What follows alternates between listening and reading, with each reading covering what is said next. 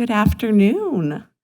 Welcome to the Nantucket Historical Association and our lecture series. My name is Jocelyn Wong, and I am the Director of Community Engagement for the NHA. I am delighted to introduce our speaker today, former finance professional, now author and preservation contractor, Lee McColgan. Lee traded the corporate ladder for a stepladder, committing to preserving the ramshackle Loring house built in 1702 using period materials and methods, and on a pressing deadline. Today, he will talk more about this philosophy of preserving the past to find purpose for the future, a belief many of us here on Nantucket cherish. His personal house restoration story sheds light on humanity's relationship with history through the homes that we inhabit. He documented and wrote about this project extensively, including his book, A House Restored. His work has also appeared in Architectural Digest, the Boston Globe, the Wall Street Journal, and recently the March-April edition of Yankee Magazine. In addition, Lee has worked on other historic buildings, such as Boston's Old North Church and Louisa May Alcott's Orchard House. So please join me in welcoming Lee McColgan. Yes. All right. Am I on? I probably don't need a mic. I'm loud, but I'll wear it anyway. Well, it's good to see there's so much enthusiasm for old houses. This is a good start. So welcome everybody. Thank you. I'm going to talk about three things today. So I'll talk a little bit about why I wrote this book, the origin for this story. I'll tell you what the book is about, just an overview. I don't want to give too much away. I'm hoping that you'll read the book, and I'll share one story from one of the chapters. So, why did I write this book? Nantucket, this is a good example because I love Nantucket. I think this is one of the most beautiful places in the country. And in my opinion, the historic architecture is a big part of what creates the charm and character of this island that we love so much, that draws so many people every year to come visit it. And I will say this, when I got into preservation, I was very naive because I thought everybody understood that, the importance of historic architecture, and I thought everybody would want to save old buildings. And what did I learn very quickly? Does everybody want to save old buildings? No! You realize that saving every building is a fight. It's a battle. I've sat through many of these contentious battles at town hall meetings when these old houses come on the chopping block. And I said, is there more that I can do? Are we all old house people? Is everyone in the same camp with me? Am I preaching to the choir? All right. I said, is there something that I can do to create more enthusiasm, to build more advocacy for preservation? And what I know about people is that people like a good story. And I had a story, and I had a preservation story. And I said, I'll write down my little story and take it out around the country and see if we can generate some more interest in this topic. So that culminated in the book. So, what is the story?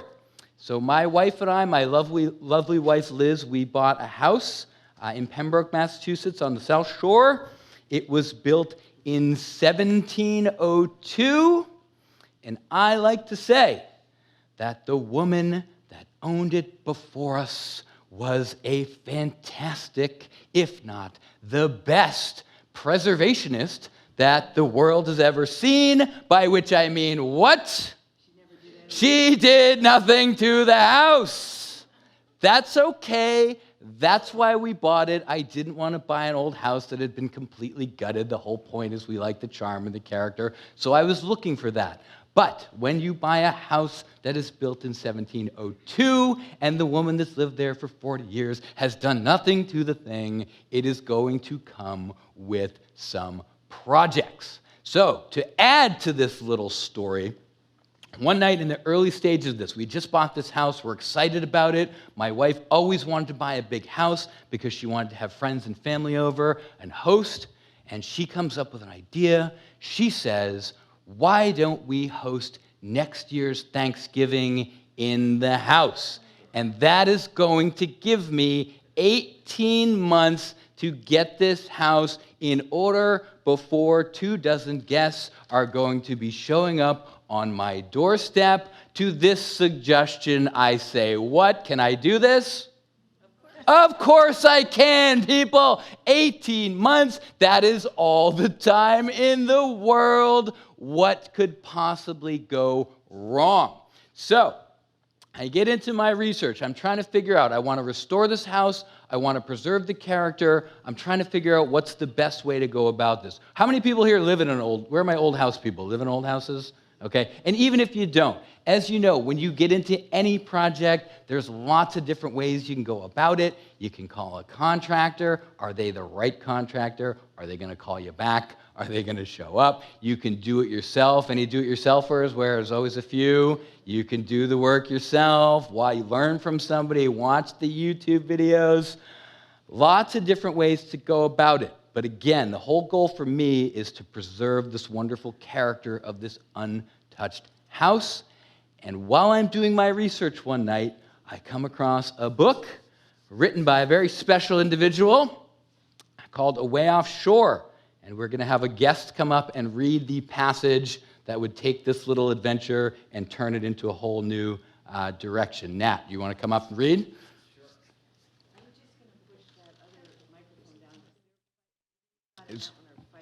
Okay. Push it down. All right. Can you hear me? Yes. Well, it's great to have Lee on island, and Lee made me a letter opener with a fist for the handle that I still use and treasure, and it's great that he found my account of Richard Macy helpful, because Richard Macy is my favorite character in Away Offshore, the master builder who built so much of early Nantucket, the straight wharf, first windmill, everything, a big giant of a man. And back when there were real trees all around, and just a fascinating figure. And everything we know about him comes from his grandson, Obed Macy, the great historian of Nantucket. So his account is just wonderful. It's in a manuscript that's at the Historical Association, and it's told, it's a grandson who obviously worshipped his grandfather, recounting, because he was a big, handsome man, apparently. And this is his description of the method by which Richard Macy, the master builder of Nantucket, conducted his business. His practice was to bargain, to build a house, and finish it in every part, and find the materials. The boards and bricks he bought. The stones he collected on the common land. If they were rocks, he would split them. The lime he made by burning shells. The timber he cut here on island. The latter part of his building, when timber was not so easily procured of the right dimensions, he went off island and felled the trees and hewed the timber to the proper dimensions. The principal part of the frames were of large oak timber, some of which may be seen at the present day. The ironwork, the nails excepted, he generally wrought with his own hands. Thus being prepared, he built the house mostly by himself. Yes. All Give right, that a Lee. round of applause. Yes. All right. This microphone you said? I'll push it down. We'll see if that works. Okay. So I read that passage. And this is the thing about books. Books can give us dangerous ideas. So here is this account of this 18th century builder who is doing everything themselves. They're doing it all using, this is before we have electricity, using very, very simple tools. And I read this account of this builder, and what is the idea that I get in my head? I can do this. I'm going to follow in the footsteps of this Richard Macy character. I'm going to do all the work myself. I'll learn all these trades. How hard could it be? I'm going to try to do this as best as I can using the traditional tools and techniques of the period, because won't that be the best way to preserve this house and preserve that character? And I'm going to do all this with 18 months to go. Is this a good idea? No, this is not a good idea. Am I going to do it anyway? Of course I am. All right, so where do we start? So you saw the picture of the house. It's a big Georgian colonial, 2 end chimneys, central passageway, very Georgian in style. There's an addition off the back. That's what's in this picture here. It's a little L, probably built in the early part of the 1800s, still timber framed. As you can see, this is the one room where lots of stuff has been done over the years, lots of different things added on, layers of flooring, and oh, that brown veneer paneling that we love to use in the 1970s in this country. Why did we love that stuff? No offense if you're a brown paneling fan. Wall to wall with that brown veneer paneling. So I am looking at this part of this house, and I'm thinking, this is going to be the easy part. Because this is going to be mostly cosmetic, I'll just come in and tear all that stuff off, and I'll get back down to those original wood floors and old walls and restore this thing to its earlier luster, and it'll be a wonderful, wonderful thing. So I get my crowbar. I get a big 3-foot-long crowbar. Has anyone ever removed that brown veneer paneling? You ever torn that off before? So I take my crowbar. This is what you do if you haven't. You find a seam in the paneling. You take the feathered end of your crowbar and you wedge it in there gently. This stuff will break into lots of pieces if you're too hard with it, and you work it just gently. So there I am working this stuff up and down this seam, and it's starting to crack and pop, and the dust is kicking up, and this panel is loosening, and oh, this is the fun part of a project, because this is the beginning, and this is when the possibilities are endless. What am I going to find under this paneling? Maybe there will be some early Victorian wallpaper, well preserved. Won't that be fun? This guy's laughing. He's torn this off before. Maybe there will be some nice horsehair plaster, original. That'll be fantastic. Maybe some pilgrim from long ago took a bunch of gold coins and put them in a little sack, and he hid them. He buried it in the wall, and he never told his kids, and he died, and now inside these walls I will find treasure. Oh, the possibilities are endless. So I take my crowbar, and I pry, and I pry, and I pry, and finally this piece pops off cleanly. And do I find any of that stuff? No. What do I find? No, I find nothing. I find a hole in a frame where a frame should be. Now, this is a little further along in the process. As you can see, I had to open up the roof to get to this. So if you look at the corner of the frame, there is nothing there. It has been chewed down like a beaver leaving little nubs out by a pond. So when you are looking at the corner of your frame and there is no corner to be seen, this is concerning. I throw my crowbar down. It clangs on the ground. I run out to the barn. I'm rummaging around for scrap wood. I've got 2 4x4s, one under each arm. I come running back into the house. I'm sawing. I'm propping stuff up. I'm wondering, how is this thing not falling down on my very head? And the answer to that is if you look at those vertical sheeting boards, turns out vertical sheeting boards are a lot more structural than one would imagine. However, this is not what you want to see. So, a little bit of detail. Any timber framers? You've done timber framing. Any other timber framers in the audience? Okay. You get to learn something, too. Okay, the corner of the frame. So you go in these old buildings. We got a timber frame right next to us.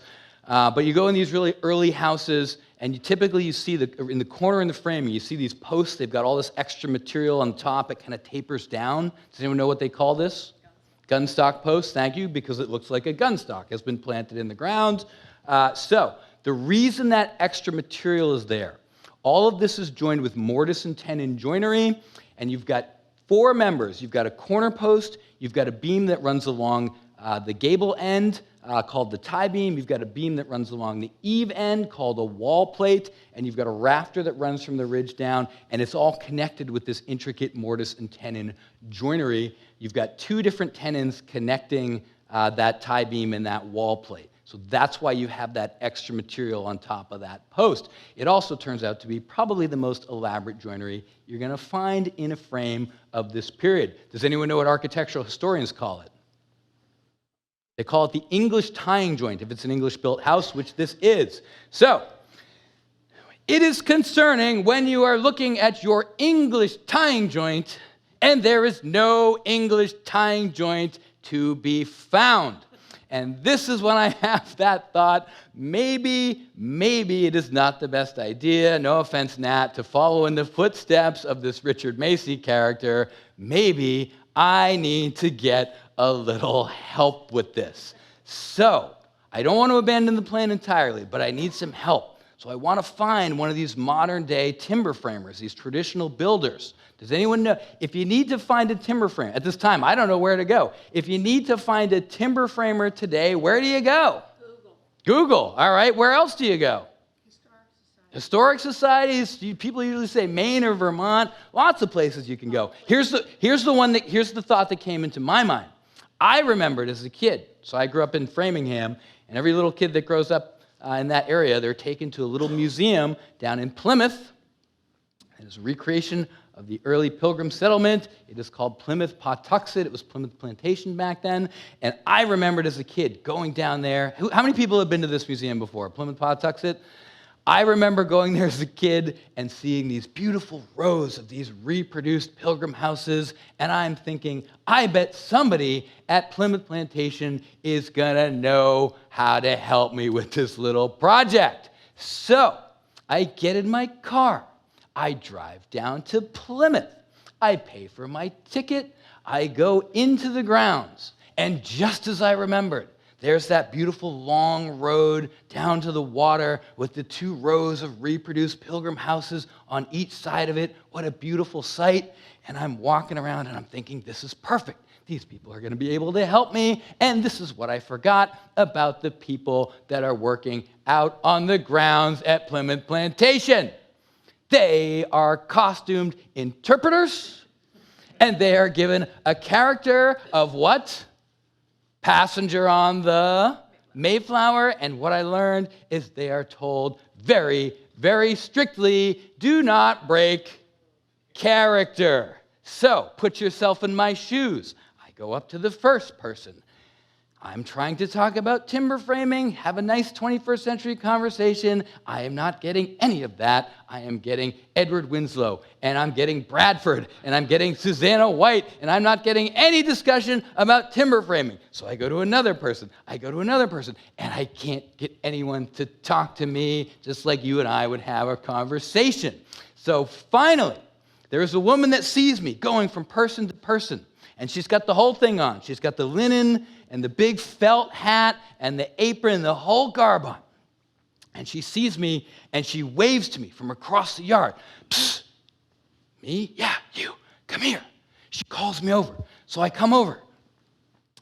And she's tucked herself behind one of these houses. She's on the side of this thing. And she's looking over her shoulder. She doesn't want anyone to see. I don't know what they do to these people if they break character. She doesn't want to see anyone see us talking. They take this very seriously. So she's looking over her shoulder. And she leans in and she's talking in a whisper. And I start talking in a whisper back to her.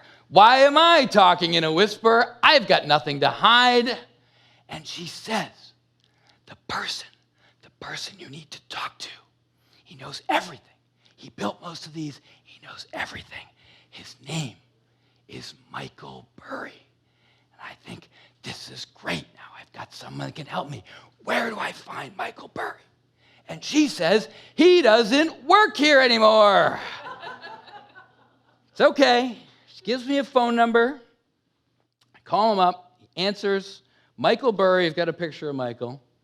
So Michael Burry, so he didn't work there anymore. What Michael Burry does now, he teaches a little program at the North Bennett Street School in Boston called Preservation Carpentry.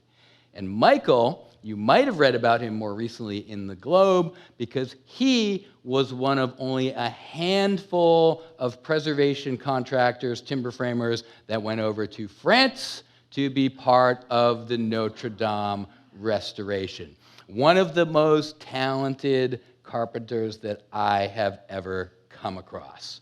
So I track him down. He's doing work at an old mill in Marshfield. I go meet him, and we walk around. He shows me some of the things he's doing in this project, and I learn that every summer in between the school year, Mr. Burry likes to take on an apprentice. And I am thinking, I have got just the person for you. Now, this to me is going to be the opportune time to leave my nice corporate job and abandon that completely to go be the apprentice of timber framer and preservation carpentry instructor Michael Burry. Financially, is this a good idea? No. Am I going to do it anyway? Of course I am. So, I spend a summer with Michael. Just like the apprentices of the days of old, it is lots of grunt work, lots of moving boards and cleaning things up and all of that just to get a minute here or there learning how to cut a tenon, how to chisel out a mortise, how to build in the way someone like Richard Macy would have, and that made it all worthwhile. So I spend a summer doing this. I learn a little bit about this art of timber framing, and when I feel I have enough knowledge to go back to my own project, I head back to the Loring house. Now, there was one thing that I was dead set on doing, and this is something that I didn't do with Michael. So when you go in these old buildings, or if you look at the timber frame, even right next door, when you look really close at these beams, especially when the light comes in just right and it's reflecting off the beams, if you look really close, you see all these little scalloped indentations in these beams because they were hand-hewn. They would use a double-beveled hewing axe and literally hand-hew these round logs into square beams, and it would leave these little scooped, scalloped indentations. And I, in good conscience, trying to be like this Richard Macy character, couldn't just repair my beams with regular modern sawn lumber. That would be wrong, right? I've got to have those little scalloped cuts. It's got to be hand-hewn. Did I think about actually felling a tree from start to finish? I did. I walked around in the backyard a few times studying the trees back there. Don't worry, I have some logical thinking in this brain. I abandoned that idea, but I did find a little workaround. I just had a sawmill cut me a beam wider than the dimensions I needed, and I could just hew off the face and give it that nice hand-hewn finish. A pretty good compromise, I think. Would you agree? So, has anyone hewn a beam before? Yeah, you, of course, have. No one else. Has anyone seen this done before? A couple of people. Living history museums are always doing this stuff. Okay, here's what I had to go on, other than YouTube videos, because I hadn't done this with Michael. There's a wonderful author. Yeah, you see where this is going. There's a wonderful author named Eric Sloan. He wrote a bunch of illustrated books back in the 50s about kind of early colonial living. And there's an illustration in one of those books, it's this one, of a gentleman that is hand-hewing a log. What do you notice that is precarious about what the person in the top part of this illustration is doing? Shout it out. What's precarious about that? They're standing on a damn log, and what are they doing once they get up on top of that log? They're taking a razor-sharp axe, and they're swinging it down with all their might. And where are they swinging it? Between their feet. So I get my log, and I climb up on it, and there I am in my backyard, standing on a log, unsheathing a razor-sharp axe. And this, people, these are the moments where you start to question your life choices. I'm going to start swinging this where? In between my feet. Have I lost my mind? I'm thinking, what happens if I lop off a toe? I'm going to have to climb off this log, crawl around on all fours in the grass, hoping I can find said toe, hoping they can stitch it back on in time. Don't worry, all my toes are there. So I get up on this log, and I've got this axe, and I'm thinking, I just got to commit.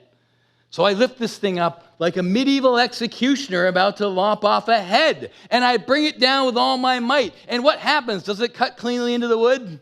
No, it skips off the log and almost cuts off my toe. It doesn't. So I just keep at it, what you do first, you cut a series of notches with the felling axe, and then you hop down and you take a big fat broad axe, and then you start hacking in between these little notches you've cut, and these big chunks just start popping off. And before you know it, you get the technique. It's like anything, golf, tennis, you do it long enough, you get the muscle memory. And after a weekend or so, I have hand-hewn my corner post, and I've reproduced the joinery from the English tying joint. So, I push this up into place. This is the other thing. When you've got rotten wood in a timber frame like this, you don't have to replace, it's not the best picture, but you don't have to replace all of the beams. You can just cut off. It's like dental work. Just get the rotted stuff out and put some new material in there. You can cut out the rotted pieces, and you can patch new pieces of wood in using what is known as a scarf joint. So this is me fitting in the scarf joint, the patch piece from the tie beam. I've got that nice little dovetail joint that locks it all together. It's like Lincoln Logs, if you ever played with those as a kid. And lo and behold, after a weekend, I have restored my English tying joint. Yes, feel free to applaud if you'd like. Thank you. Okay, so feeling pretty good about this stuff. The first best part of a project is when you get started. The second best part of a project, especially if you get yourself in a hole, is finishing it. Oh, that sense of self-accomplishment. There I am, basking in the glow. I'm feeling great about this. I go into the bathroom, and I'm washing myself up. I'm covered in sawdust, and I'm getting stuff all over my face, and I'm leaning in to make sure I get everything off my face. And this is the thing. When you look at a mirror, the closer you get to a mirror, what you'll notice is you see more of the reflection behind you. And I'm leaned in, and I'm looking at this thing, and behind me on the ceiling, on the plaster ceiling, I see something that I don't remember seeing when we bought this house. Behind me, there is a big black spot. And I am thinking, what the heck is that? That, ladies and gentlemen, is the end of chapter 1. So, what this story is, I'll finish on this and then I'll take questions if you have them. What this story is, it is not a story about Pembroke. You're not from Pembroke. You don't care about Pembroke. It's not about Thomas Loring, the old stuffy English guy that lived in the house. This is a story where the house is the main character, and if you are fascinated with this, here's how I've structured it around the 6 materials needed to build a house of this period: wood, lime, stone, iron, glass, and brick, and every chapter is structured in the same way. I go into this project around one of these materials thinking I can be like Richard Macy, do it all myself. I quickly get myself into some trouble. I go off and find one of these modern-day builders. They're all eccentric characters. They make for great characters for a story.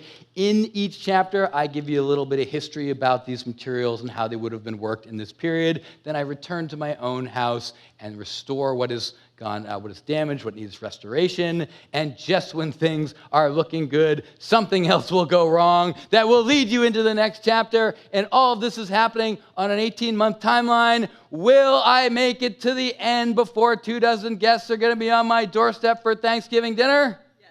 I can't tell you that. You have to read the book. So I will close with this, and then I'll take questions. If you want to talk about, if you have questions about your own old houses, more than glad to talk about that. I'll close with this. I'm going to put my sales hat on.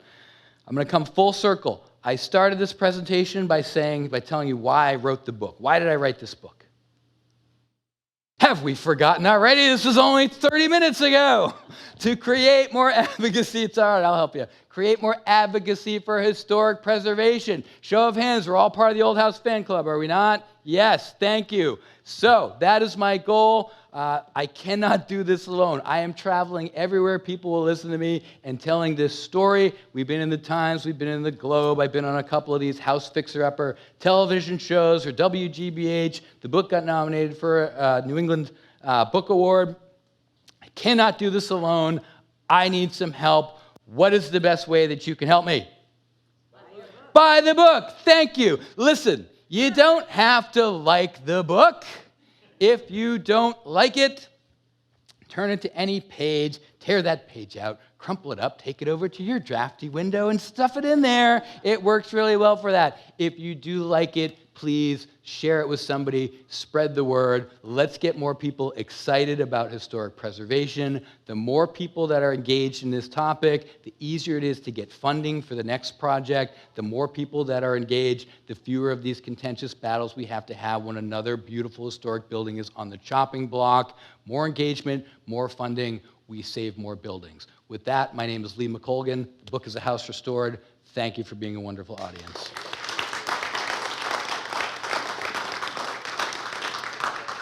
Do we have time for questions? Do you have questions? Yeah. Am I still married? Yes, I am. Were you living in the house with your wife? See, that's always the question I get. Did you have children? Okay, so we don't have children, and that is probably part of the reason I can do any of these crazy things when I'm, so inclined to do so. We were living in the house. I will say, when your kitchen has a hole in it for an entire summer, that creates a little bit of tension in the household. But we have survived that. Yes, so we are still happily married. You should end your talk with a picture of everybody sitting around that Thanksgiving table. I know, it's actually a good point. It's a good point. Anything else? Yeah. Can you please wait? What was the project that you thought was going to be the easiest and turns out to be the most difficult? So a little bit of a spoiler alert. So the black spot on the ceiling, so it was a mold issue. So it was in a bathroom. Lydia Hale, who owned the house before, she's not with us anymore, a wonderful woman. She never installed a bathroom vent fan in the bathroom.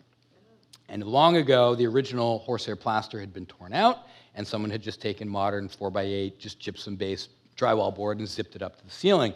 The issue with that is modern-day gypsum. This is where you'll learn. There actually are some advantages. There are still things that these old houses can teach us. There are sometimes some advantages. I'm not saying we all need to go back to doing it this way, but there are some advantages to doing things the way they used to. So traditional lime-based plasters are naturally antifungal resistant. They're caustic. They're slightly corrosive, but they resist fungus. So what happened was they had put in one of these modern board ceilings, and she never put in a vent fan, so every time it started getting moisture, mold just started to grow, and they probably just cleaned it up before they put the thing on the market.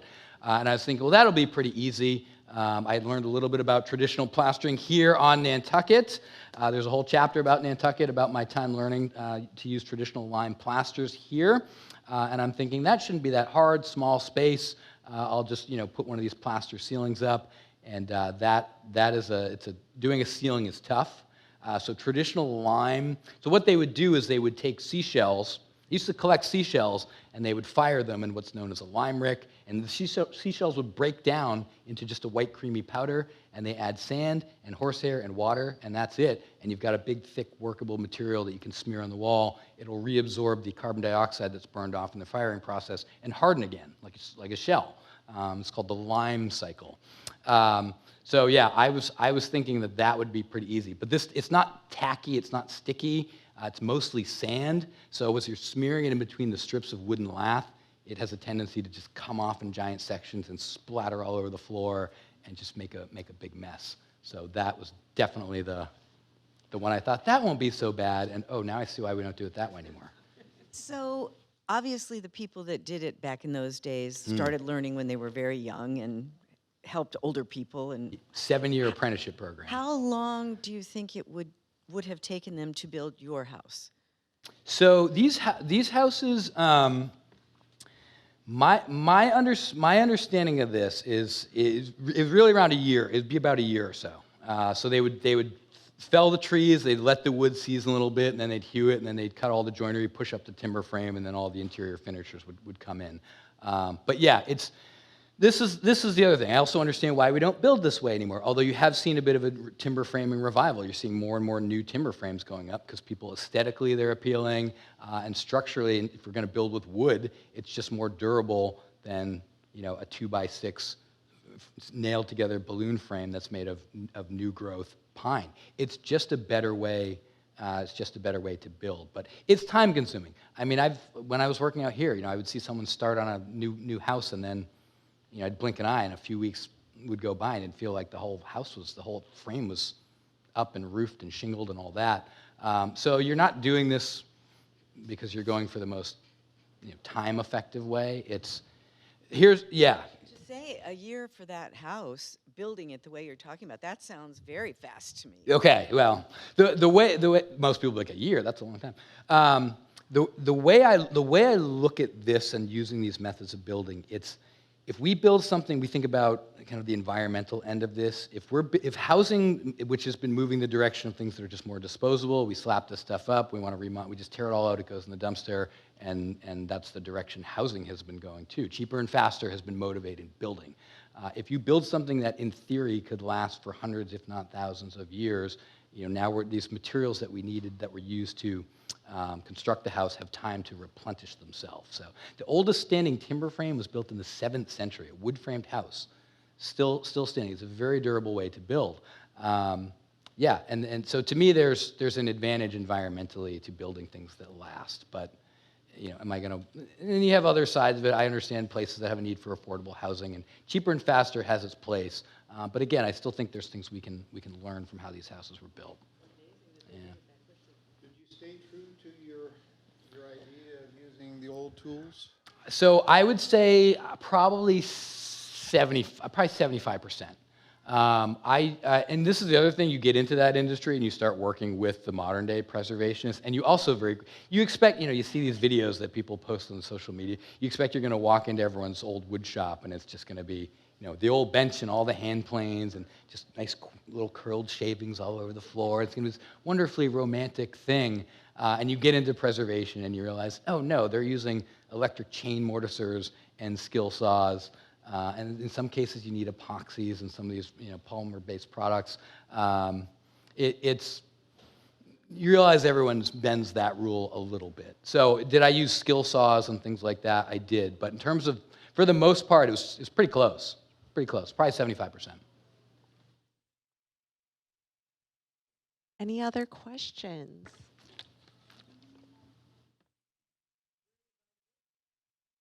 Right over there. We good? All right. Well, Thank you.